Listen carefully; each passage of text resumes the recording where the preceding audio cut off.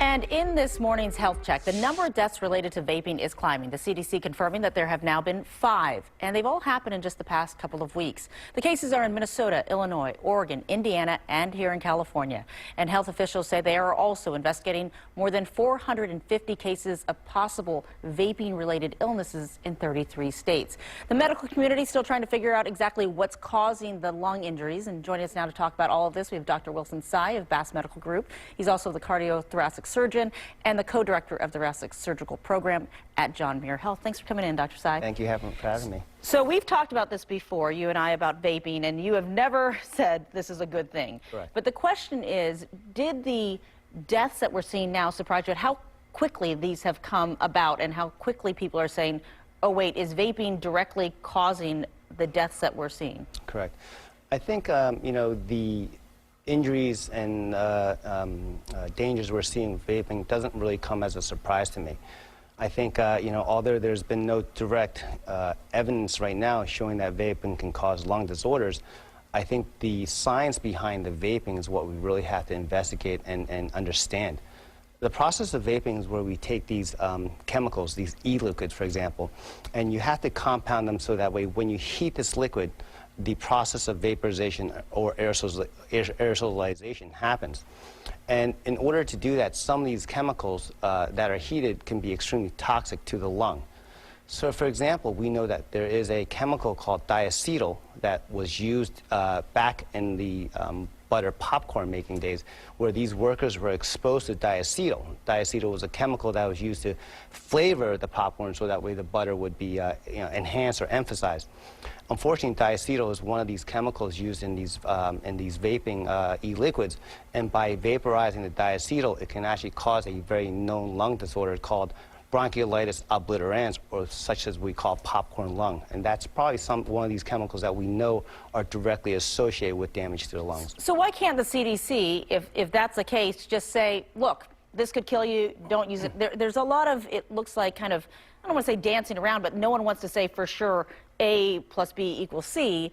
Why doesn't the CDC just ban this if it's that simple? Correct. And again, I can't speak for the CDC, but I think, you know, as medical professionals, we do have to look at data from what we call a longitudinal cohort study.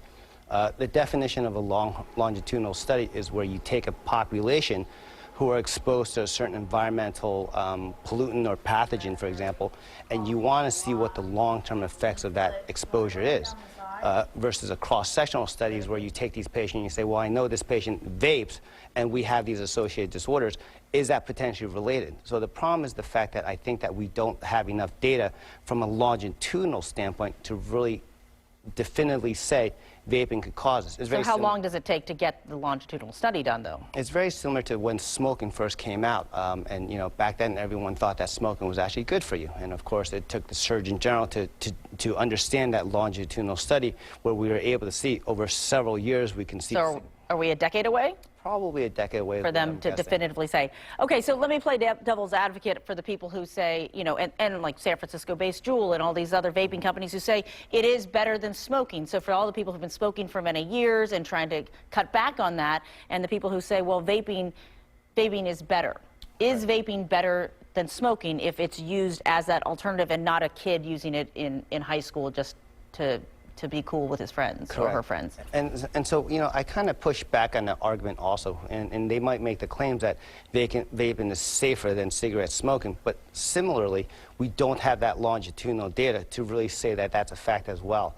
We do know that, for example, with juuling and vaping, some of the nicotine content in one cartridge of vaping is equivalent to an entire carton of cigarettes. And so the problem with that is when the concentration of nicotine are so high, especially when the children and teenagers are exposed to it, the addiction potential is far higher than, of course, if a fully grown adult is smoking that amount of nicotine. Okay, and we're out of time, but I just have one last question. Is the bigger problem people who use the vape devices with the packets that are supposed to be used, or the kids or the adults who are using other stuff in it and putting THC or whatever they want to put in it that's different from the actual pods. The newest craze, of course, is the THC, and we're finding out now that certain chemicals used to compound the THC, such as this vitamin E acetate, is probably what's causing the significant lung disorder and lung damage that we see in many of these deaths here.